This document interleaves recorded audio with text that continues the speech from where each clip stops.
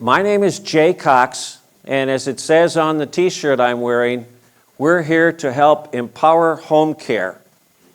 Or as it says on the back of here, we're redefining home care one client at a time. This is the process that we're here today to talk about and explain, which is called Age in Place. Now, you may have noticed in the background music when you came in, we were playing the Eagles song, New Kid in Town, because frankly, that's what I am. I've just moved here with my wife. We're at 16317 Sangria Court. We live right here in Britton Falls, so I want you all to know you've all got an invitation to stop by and see us sometime, okay? You know, come in and have a cup of coffee or a beer if you'd prefer. It's an open door. I have an office there as well as the main office that I have, which is at the Fort Harrison Office Park in Lawrence. So you're certainly entitled to know a little bit about your speaker, who I am and what I am. But I'd actually like to do that a little bit in reverse and talk about what I am not. Because I want to tell you right up front, I am not an insurance agent, and I don't work for an insurance company, and we're not here selling insurance. All right? And I'm not an investment advisor. I don't work for an investment company either. I'm an independent financial planner, and who I work for is you. And the best part about this is that there is never a charge to you for any of the services I might ever be able to provide for you. And we'll explain some more about that a little later on. But what we're doing is the fact that I want to begin by talking about the fact that we're not here today to sell anything. I'm not here to sell something. I'm here to tell something that I know that you're going to find worthwhile. But please remember, this is an educational program. And I say that because I know that there are some of you out there, I can see, you're sitting on the edge of your chair, you got your checkbook in front of you, that checkbook is open, you got your pen in your hand, and you're just sitting there waiting to find out who you should make that check out to. And I want to tell you right now, we won't take your money. We're not selling anything today. So, put that checkbook away and just sit back and let us tell the story, all right? This is more like a class you would have taken in college where you had a professor who had an opinion about something he wanted to be presenting to you in the course of his class. And in the class, you could decide whether you agreed with that opinion or not. I'm going to be giving you my opinion about this process called Age in Place. And you may agree with me or you may not. And if you do, we have some recommendations you can use to make the work for you. But if you don't agree, that's okay. I just am coming here today. It's a chance to tell you all about this. So, thank you very much.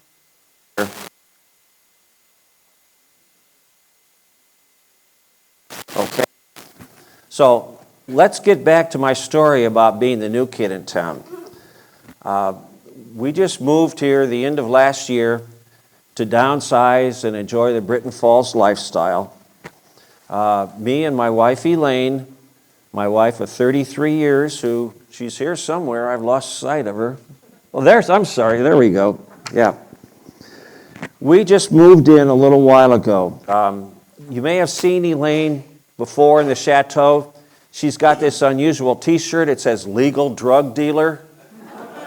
Okay? See, she's a retired pharmacist. So I guess she can get away with saying that. But I said to her, you better be careful with that shirt. And sure enough, last week, she came home one evening and she said, you'll never believe what this guy in the chateau today asked me if I could get for him. And I said to her, well, whatever it's going to cost you, charge him double. So we began moving in here on December 20th from where we live 10 miles away on the east side of Indianapolis. Over the few days after that, we got everything moved up here, finished the moving process on December 24th. So that meant on Christmas morning, we had a lot of boxes to open. The only thing was they weren't Christmas presents or all the stuff we moved over here. But we got moved in on Christmas Day, and then the very next morning, there's a knock on our front door. We got our first house guest. You know who it is? It's the installation guy from Spectrum. He's there to hook up our internet and get our TVs connected. So he does all his work, and as he's on his way out the door at the end, he hands me this bunch of papers and says, "Be sure to hang on to these. You'll need them the next time you move." I said, "The next time I move, I just got here. I'm not about to be doing any moving again. I want to settle down here. I want to spend the rest of my life here. I want to age in place right here. Because the next move I make is going to be 6 feet under. I'm done with the moving process. I'm here to stay. Thank you very much. Goodbye." So, that's what we want to talk about today, how to age in place. But there's an old saying in public speaking that says the speaker's got to know his audience to be sure he's telling them about what they want to hear. So I want to be sure this is a subject of interest to you too. And in order to find that out, we're going to do a little survey, a simple survey, and it's just got one question and it's got 2 possible answers. The one question is, if you had your choice, if you had your druthers, where is it you would like to be able to spend the rest of your life? Would it be either A, here in Britton Falls, with your nice home and your nice neighbors and your nice community, or B, over in Dreary Falls, that old retirement home, that old skilled nursing facility in the bad part of town with the smelly beds and the lousy food? Where would you like to be? Either A, Britton Falls, yay, or B, Dreary Falls, boo. So let's take that survey. Let's see a show of hands. How many of you would rather have to spend the rest of your life over at Dreary Falls? Nobody. Okay, let's write that down. Who wants to be my scribe? Write that down. No votes for Dreary Falls, all right? How many would say they'd rather spend the rest of their life right here at Britton Falls? Okay, that's what we're going to do. We're going to talk about how to age in place there. And by the way, for those of you who might be planning on making maybe one more stop, moving from independent living like Britton Falls into assisted living later, what you're going to learn about today will work every bit as well there as it does here. And to be quite honest with you, you've made the right choice by choosing Britton Falls over that nursing home. Because I want to read to you an article that was in the Indianapolis Star back on March 19th, 2025. The headline in this story is, "Indiana Nursing Homes Rank 50th for Staffing." It says, an Indy Star analysis of federal data shows that Indiana nursing homes rank 50th among the 50 states for total nursing staffing hours per resident. Experts say that's concerning because staffing is widely recognized as the best indicator of nursing home quality. Without adequate staff, basic standards of care, such as assisting residents to avoid falls or turning immobile patients to prevent bed sores, are often neglected. In Indiana, families of nursing home residents have claimed in lawsuits that their loved ones suffered from amputated body parts, deadly falls, and lethal attacks by other residents that could have been prevented with appropriate staffing. So, that's what we want to be able to avoid having to do.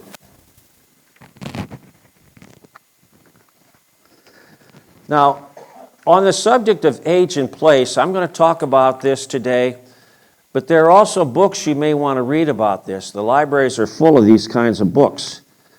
And I just want to tell you, if you'd like to get one book that addresses the subject of age in place very well, I want to make a recommendation to you, a book on how to age in place. And that book is called How to Age in Place. Brilliant, right? Seriously, Age in Place by Robert Bornstein, who's a PhD in clinical psychology. And I want to just read a very small portion of this book to you, okay? What is aging in place? Aging in Place is a national movement aimed at enabling older adults to remain in their own homes by making available the services that people need to live safe, happy, and productive lives in their community. Aging in place may mean continuing to live where you've lived for many years and maximize your ability to live independently. Aging in place requires some planning strategies, arranging those services that will enable you to live independently, safely, and comfortably and stay active and engaged throughout your retirement, which is going to become the new normal. Now, being proactive about financial planning and designing a living space where you can live safely and comfortably through your 80s and beyond are the two crucial elements of aging in place. So it's saying the most important subjects for aging in place are the financial planning aspect as well as the living accommodations. Now, we can't address the living accommodations today mainly because that needs to be done on a home-by-home basis. I have worked with a number of clients to set up aging in place plans where we've gone in and evaluated their homes and made suggestions as to what kind of modifications might need to be made. And if something like that is of concern to you, we can do that later, but all we can talk about today is the other part of the aging in place process, which is relating to financial planning. So that's what we're going to be concerned about today.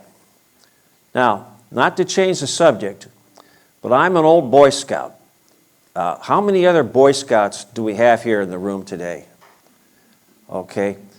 Any of you became first-class Boy Scouts? Okay. How about any Eagle Scouts? Any Eagle Scouts? Great, thank you. How about Girl Scouts? Do we have some Girl Scouts here? Great. What is the motto that Boy Scouts had that we learned in order to be good Boy Scouts? It was always be prepared. Right.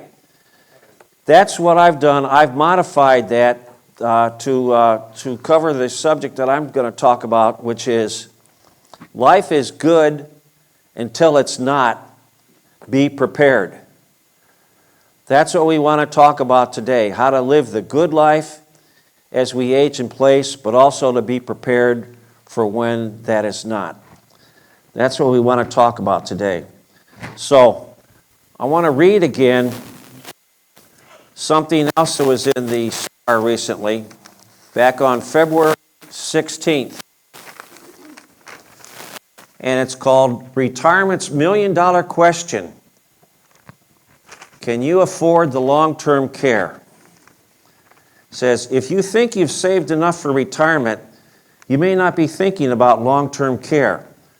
The long-term care industry serves people who cannot perform everyday activities like dressing or eating without help.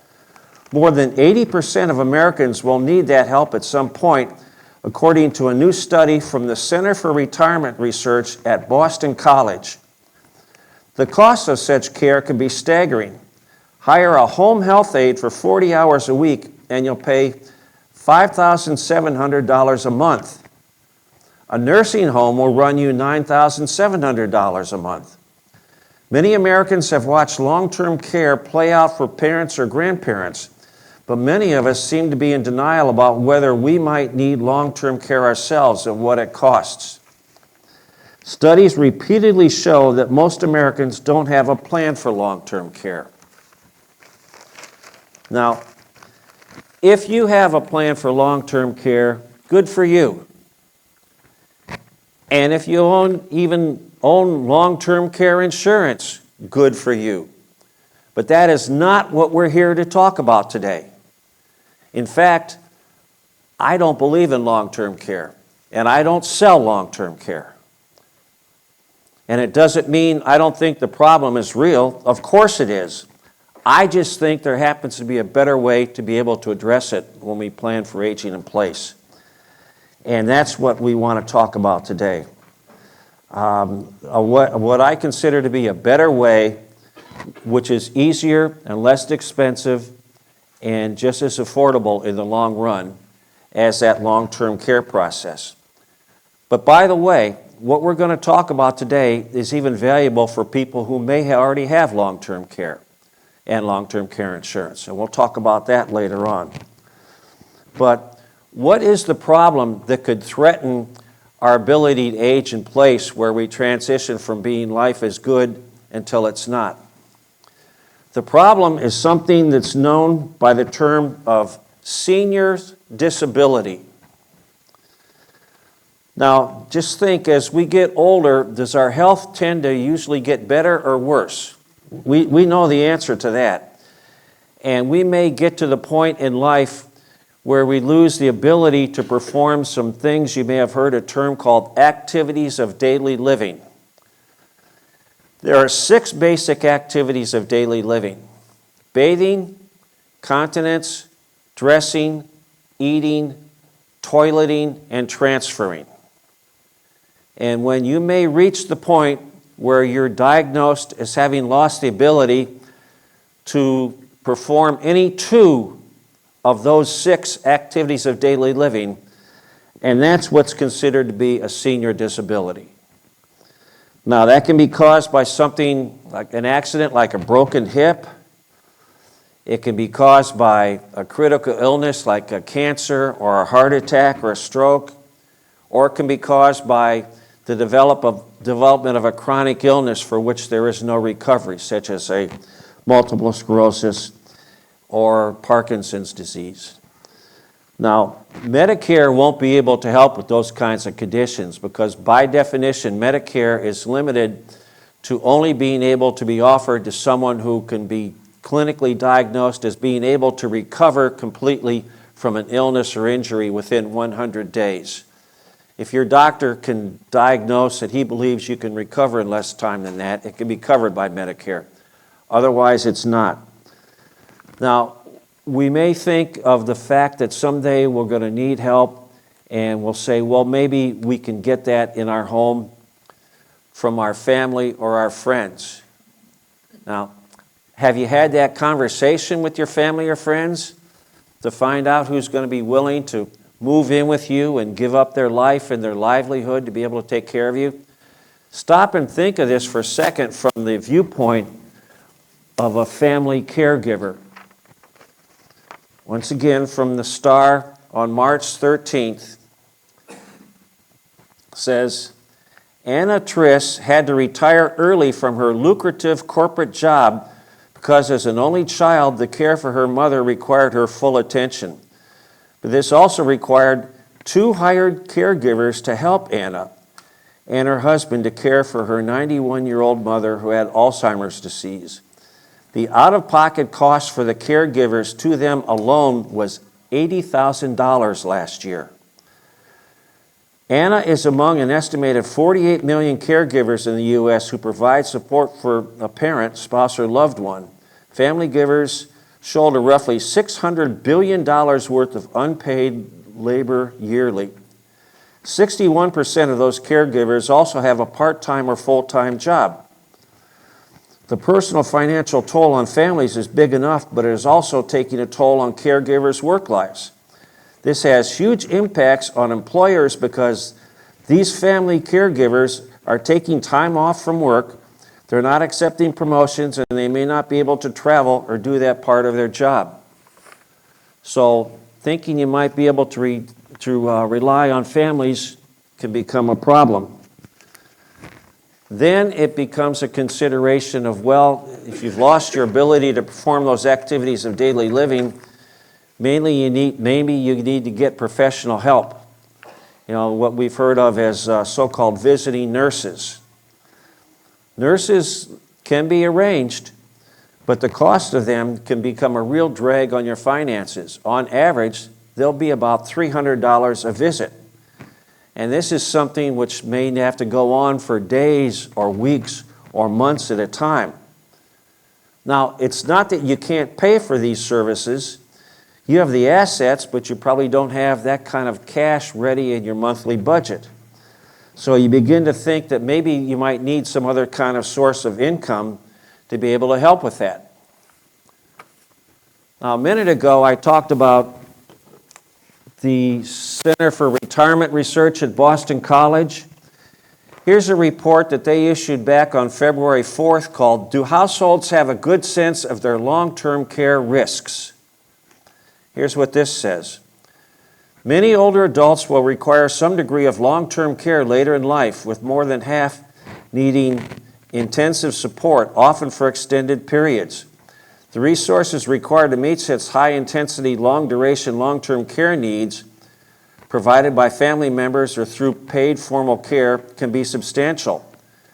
Despite the large literature on long-term care risks and insurance, very little has focused on whether people have a good sense of how much help they really may need with daily activities as they age. Those who overestimate their risk could limit their retirement wealth spend down, unnecessarily restricting their consumption in retirement. Those who underestimate their risk could experience unmet needs or have to spend down mightily to qualify for Medicaid. So it ends up becoming an either-or problem. Either you get the traditional approach of buying long-term care or you don't. You buy long-term care and you may spend all that money all those years on the premiums and never use it, or you may ignore the need for long-term care and end up that you do have to use it.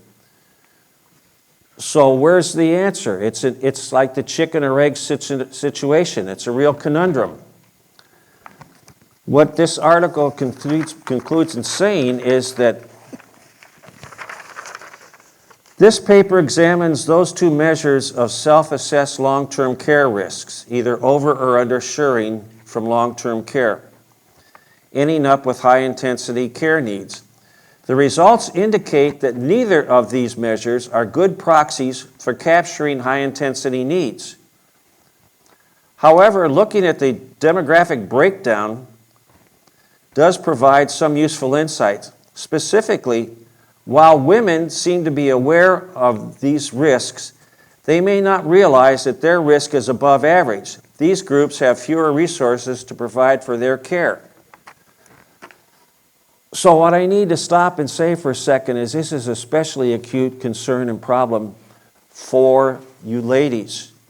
Because as you know, in our society, you often end up playing the caregiver role for your family or friends who need this help, whether it's another family member or maybe even your husband.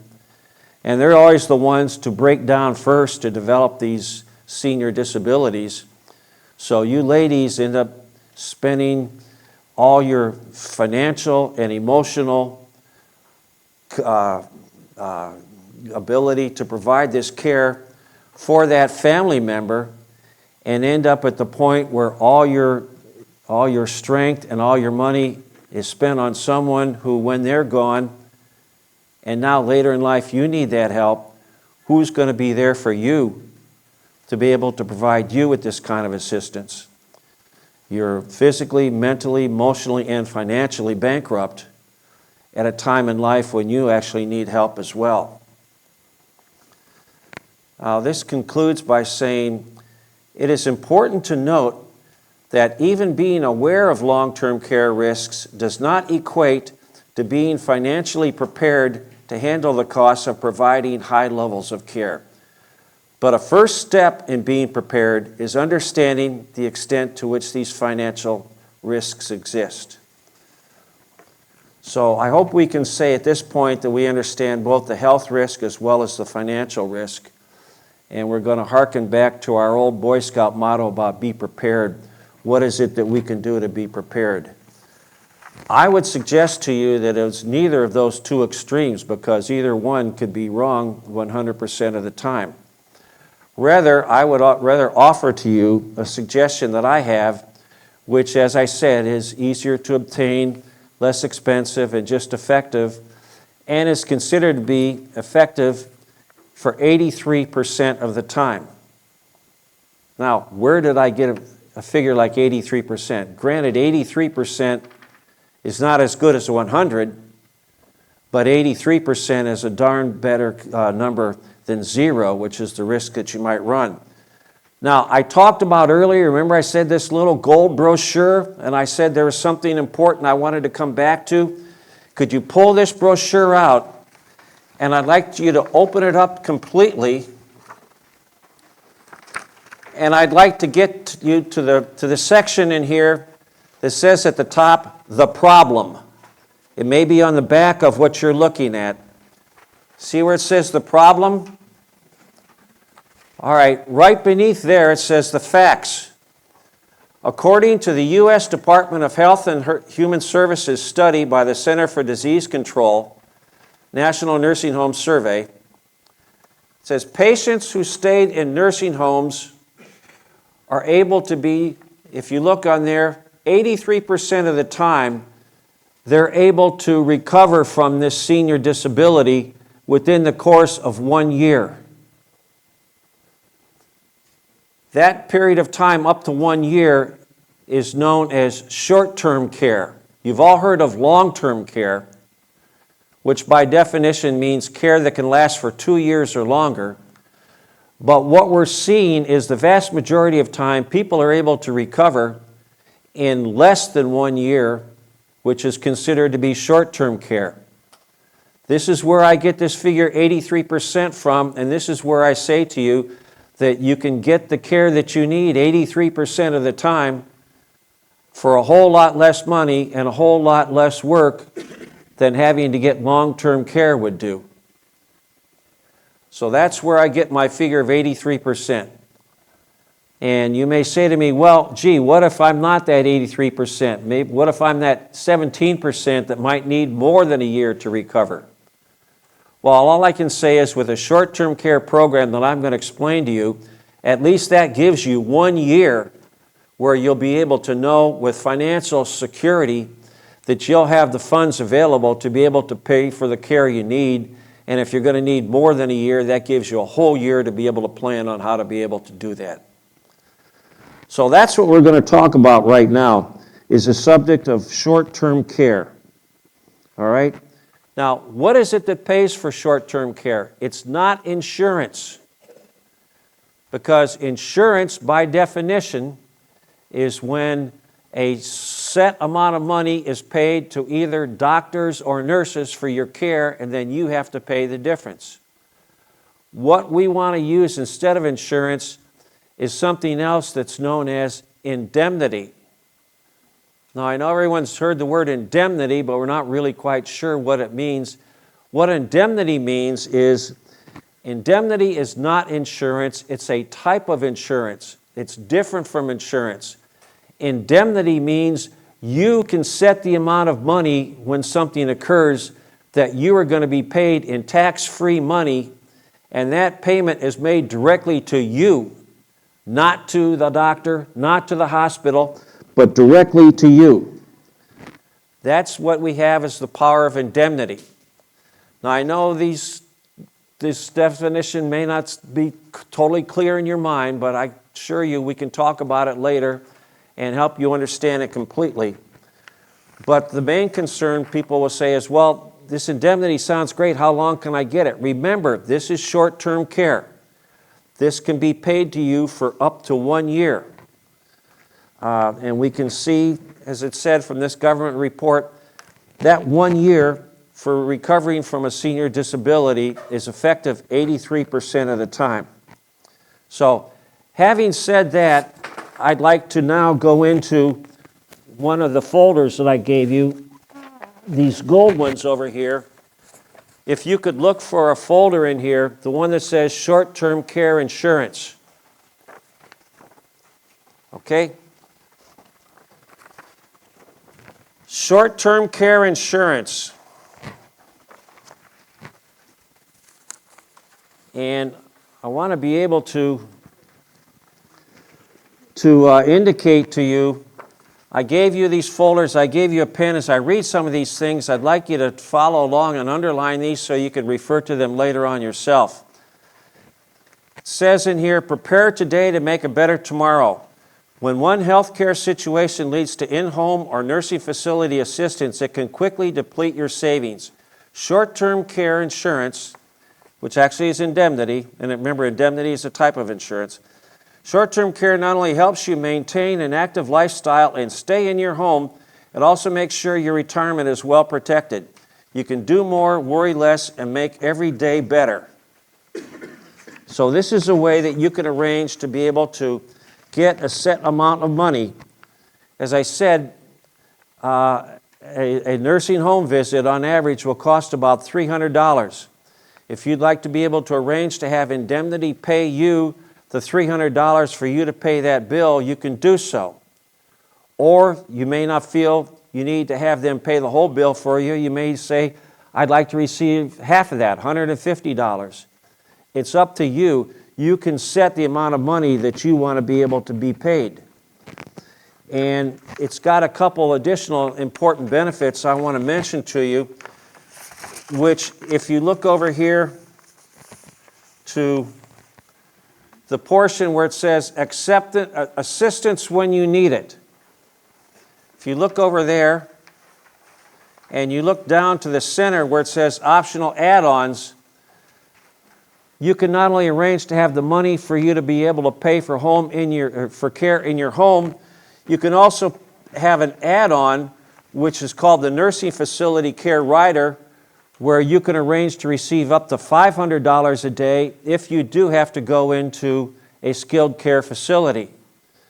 So if you haven't purchased long-term care, but you think maybe you should have done something about what happens if you do need to go into skilled care, this short-term care policy can cover both in-home care for up to a year, as well as if you have to go into a skilled care facility for 1 year. These policies have what are called issue age pricing, which means whatever the premium is when you enroll in this program stays your premium. It doesn't go up as you get older each year. And the beauty of these programs is they've got a reset ability that if you use either of these benefits and then you can go more than 6 months without needing it again, you can use the same benefit a second time for another full year. And your premiums won't go up and your coverage won't have been canceled. So this is a great way, if you haven't done anything about getting the kind of care you might need for the future, this is a great way now to be able to pick up the opportunity to have money to help you with both your in-home care as well as if you ever need to be in skilled care. It can cover you either way. Now, there are some discounts that are available with this program I can talk about with you later. You can, if you happen to live in a home with someone who else is 50 years old, you can get a 7% discount with your application for this program. If you both apply at the same time, you'll both not get just 7%, you can get both of you 14% discount. And there's even a way to be able to get another 5% more on top of that, which I can show you in a minute. But this is available to you through a company by the name of WellCare. So I want to talk a second about this company WellCare. If you turn to the back where it says, let's do more, worry less, and make every day better, you'll read that it says, since 1929, we have provided solutions to help people protect. Wait a minute, 1929. Everybody remembers what happened in 1929, right? No, that was not the year Babe Ruth hit 60 home runs. That was 1927. 1929, of course, was the great stock market crash, the biggest financial crisis we ever had in our country's history. To think that a company would have been founded in 1929 and still is in business today, 96 years later, is an amazing thing. This is an A-rated company. They have $12 billion in assets under management, and I've worked with them since the year 2008. They're a great organization. They make good on their claims, and I'm here to make sure for you that they do. So this is what I would recommend to you as the solution for the problem of being able to age in place. And I talked earlier about long-term care. and how you can use something like this for that? Well, here's the thing. If you bought a long-term care policy, you're probably familiar with the fact, and if you're not, I hope you will be now, that there's something in there called elimination periods, which are usually in a long-term care period, 90 days. What that means is when you go on claim for long-term care, they won't begin paying until 90 days later. If you're paying out $300 a day for long-term care in a skilled care facility for 90 days, that's $27,000 you could be out of pocket before the benefit even began to pay you. You can get these short-term care policies for as long as 360 days or as short as 90 days. People with long-term care policies buy these for 90 days to be sure that they're covered in that time when their long-term care policy wouldn't be paying to them. So that's what they're able to do. Now, I very often get the comment that someone will say, well, Jay, I can afford to pay that $300 a day for home care. But my goodness, if you can, why would you? When you could have a policy like this for short-term care that the cost will be dependent upon how old you are and how much you want to buy, whether it's $50 a month or let's say it's $100 a month. Let's say it costs you $100 a month for a short-term care policy. That will cover you if you have to get in a situation where you're paying $300 a day for in-home care. So, which would you rather pay? $100 a month or $300 a day? 100 a month, 300 a day. Anybody need to borrow my calculator to figure that one out? This is a great opportunity at a low cost to be able to get that kind of coverage.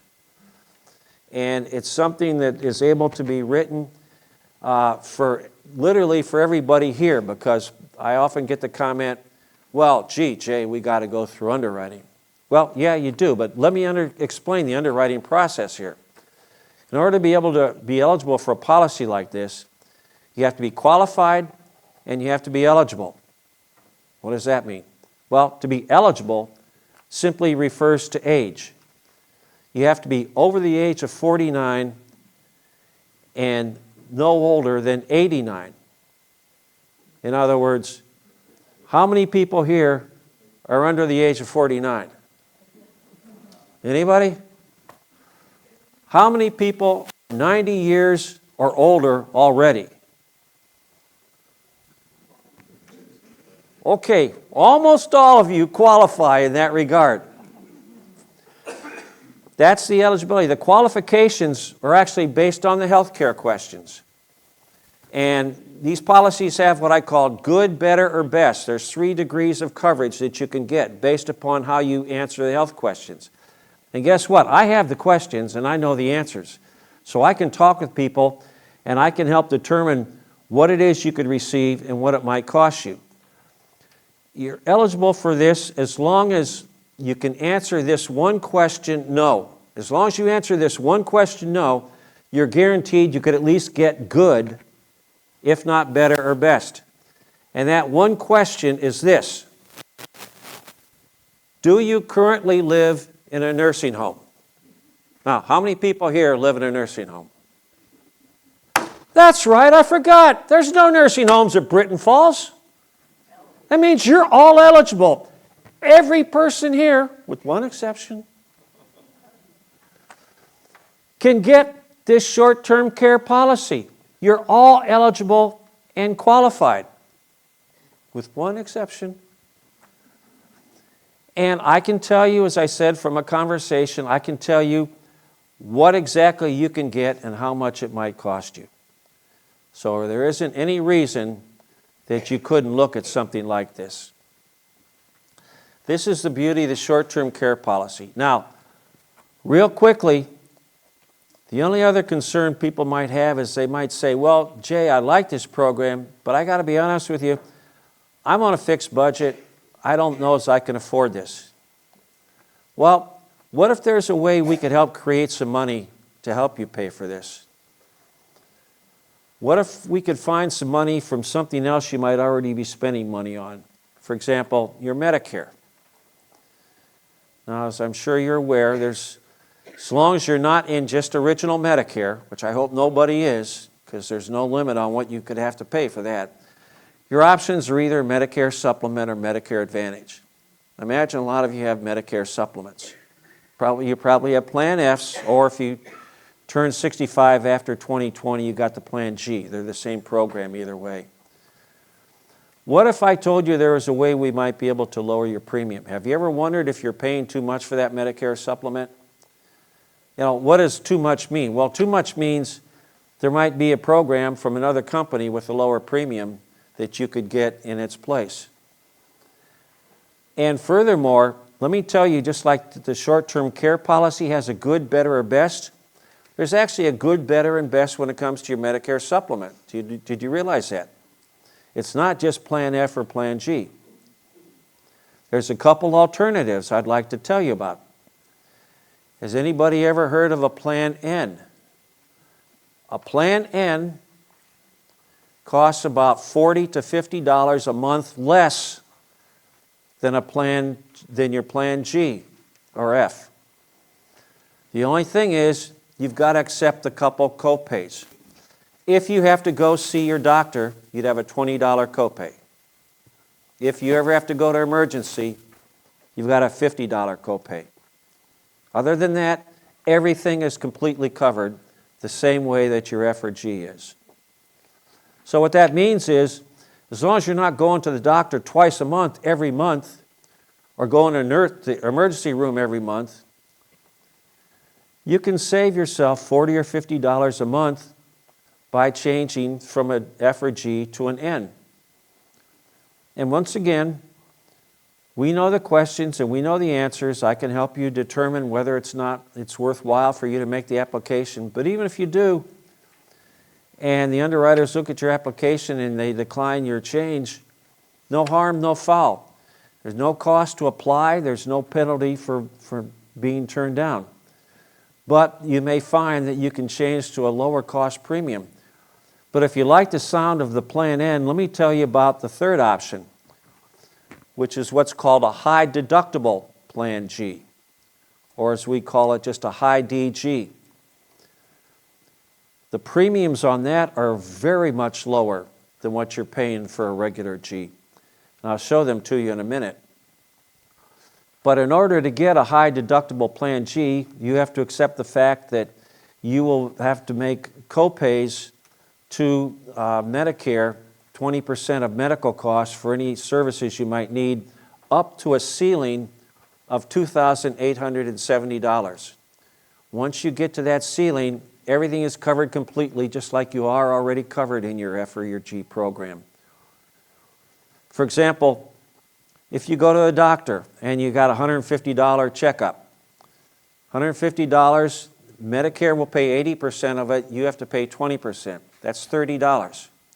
And that $30 counts towards that threshold of $2,870, which if you stop and think how much you're paying for a monthly premium for your Medicare supplement right now anyway, if you multiplied that by 12 months a year, that's probably as much money as you're already having to spend. So worst case scenario, you'd have to spend the same amount you are right now, but if things go well and you don't have a bad year medically, you can have a very large savings.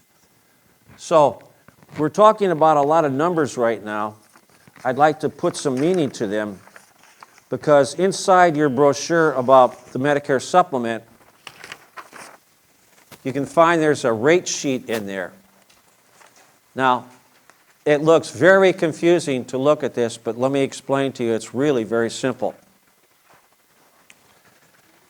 If you notice at the top of the rate sheet, there's 3 items circled.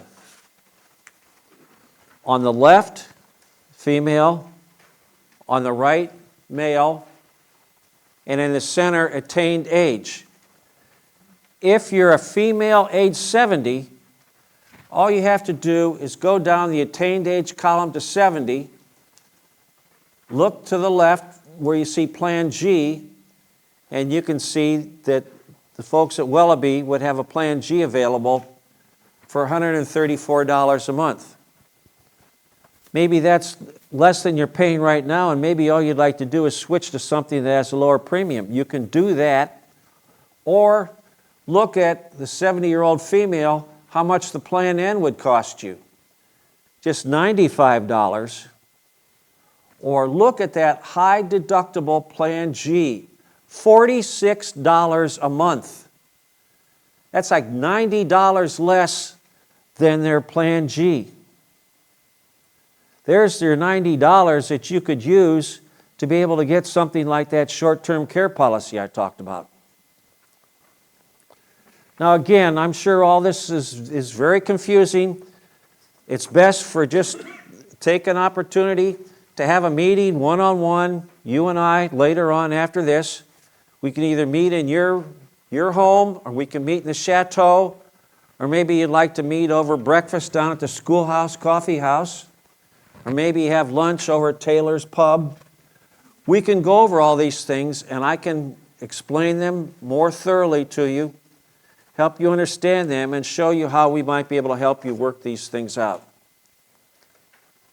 So there's a way to be able to not only lower your premiums on your supplement, but also create the money for you to get something like short-term care. And even if you don't want to get short-term care, you may just want to have the opportunity to lower the premium you're paying on your Medicare supplement. All perfectly fine to do, which we can work on for you later. Okay? Now, got 5 minutes left, so I want to go over a couple other things that are in here real quick. There's something in here called a first diagnosis cancer insurance. We call it cash cancer. Very simple to use. Let's talk about something that's called a family tree. A family tree means, think of your grandparents, your parents, your brothers and sisters, your children. How many people do you know of that you can think of in that family tree that had cancer? If you can think of 2, maybe you're at risk also. This policy, very simple. You decide in advance, it's indemnity, how much money you'd like to be able to receive. And if you give me a letter from your doctor saying John is under treatment for something like prostate cancer, anything but skin cancer, I'm going to hand you a tax-free check for anywhere from $10,000 to maybe as much as $25,000. You can choose how much you'd like to be able to receive. Now, that family tree is a good indicator, but in my own particular case, I had no history in my family on either side of cancer, but guess what? When I was 50 years old, I had colon cancer. I remember very well my doctor looked at me and said, somebody your age has no business having this disease, but I did. So that family tree isn't going to tell you everything. Fortunately, I was obviously fortunate. It was caught early. I was able to beat it. But it's something you may want to be concerned about, and let me tell you why. Here is a newsletter I have from back on February 20th. It says, Association of Healthcare Journalists carried a report that says, reporters covering the cost of prescription drugs should be aware that the Food and Federal Trade Commission reported that the largest prescription drug managers drove up the price of specialty drugs for patients with cancer, multiple sclerosis, HIV, pulmonary hypertension by more than 1,000%. If you're going to be diagnosed with cancer, you're going to be looking at some very expensive drugs. Having something like the first diagnosis cancer could be a very valuable thing to have. And it's inexpensive. It costs less than your average drug program. And believe me, I can tell you how valuable this comes in. I had a client come to me one time. He was all excited and he said, I want to give you my letter from my doctor showing I've got cancer. And I said, well, I'm sorry, we'll get that money for you as soon as we can, but why are you so excited about it? And he says, I need that money. My wife needs new kitchen cabinets. When you get this money, you can use it for whatever you want. There's no diagnosis of what you have to spend that money on.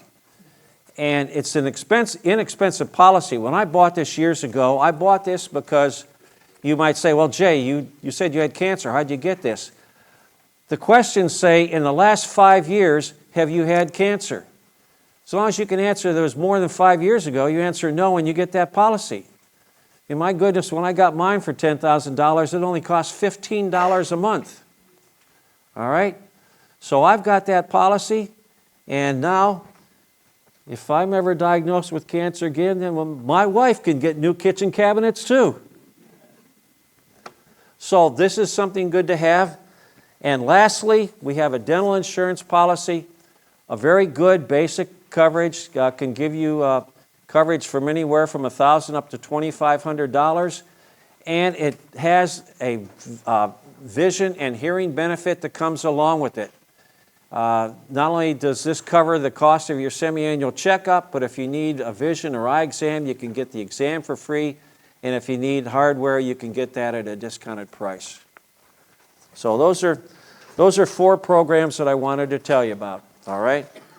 So just one more story and we'll be done. Although, you know, usually when I say just one more story, I hear a big cheer. Well, let's try that again. Just one more story. Yay! Folks, when we moved here to Britton Falls last winter, I did not move here because I wanted to get new clients and do more business. I wanted to move here and enjoy the Britton Falls lifestyle, retire with my wife. But in all honesty, once I got moved in and I got an understanding for the value of the types of services we've got here, I really felt the need. I wanted to share this information with you. So I'm glad you came out to hear it. I wanted to let you know that there's this great service called short-term care, which can help you to be prepared to pay for your in-home health care or even your skilled care. I wanted to be able to tell you about the Medicare supplement so we could help you save some money on something that you're having to spend money on anyway. Wanted to help you understand about the first diagnosis, cancer, how valuable that can be. And I wanted to help you understand about the fact that we have a dental program, because the best way to be sure you use your dental program is to buy the dental insurance, and then you'll want to go use it, because there's no networks on the dentists that are able to accept this. So this is what we're able to do. As I said, I just wanted to tell you my side of the story. That's my story, and I'm sticking to it. And I just want to thank you very much for being here to hear this from me today. So thank you very, very much.